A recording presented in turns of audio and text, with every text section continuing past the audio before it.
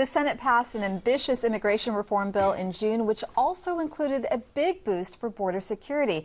But the bill then stalled. California also passed some important legislation affecting people in the country illegally. With us to talk about the year in immigration is Fronteras Desk reporter Jill Replogle. Jill, welcome to the program. Thanks for having me.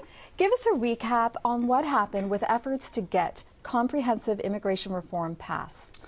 Right, so the Senate passed this very comprehensive bill in June, had a little bit of something for Republicans and for Democrats.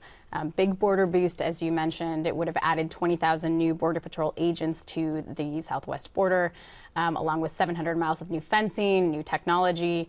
It also had, it would increase the number of visas for high-skilled workers, which the business community wanted, also for low-skilled workers, which agricultural wanted.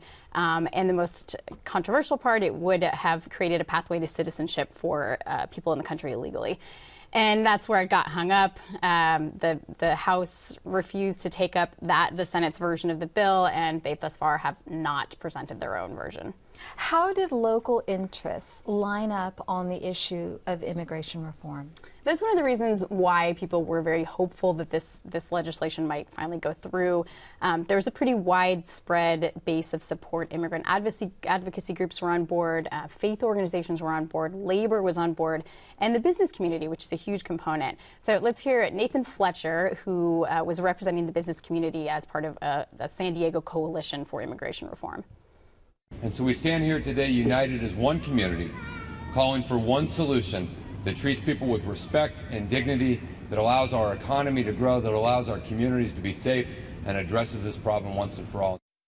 So while legislation or immigration reform stalled at the national level, California managed to get some bills through that actually made life easier for immigrants. Tell us about those. Right. So California sort of bucked the trend of some states like Arizona and Alabama that were making things more difficult for undocumented immigrants. California passed the Trust Act, which basically blocks a federal program by which local law enforcement was asked to hold on to people that were booked into local jails for immigration authorities beyond the time that the law stipulated that they should be in jail, whether or not they had been convicted. And so the Trust Act basically, it says no, local authorities are not going to hold people over for immigration authorities unless they're involved in a very serious crime. And the other thing is driver's licenses. Coming probably towards the end of 2014, undocumented immigrants will be able to get licenses in California. They'll look different than regular driver's licenses, and they can't be used as a federal form of identification, but they will allow people to drive. And what's in store in 2014 on these issues?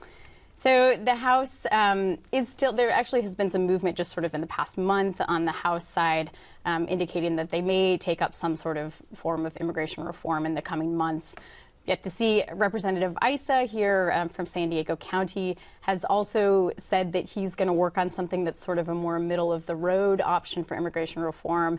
He has yet to present that, so we'll see if it comes. And you will be following it closely? I will. Thanks for coming on the program. Jill Replogle, Fronteras Desk reporter. Thanks for having me.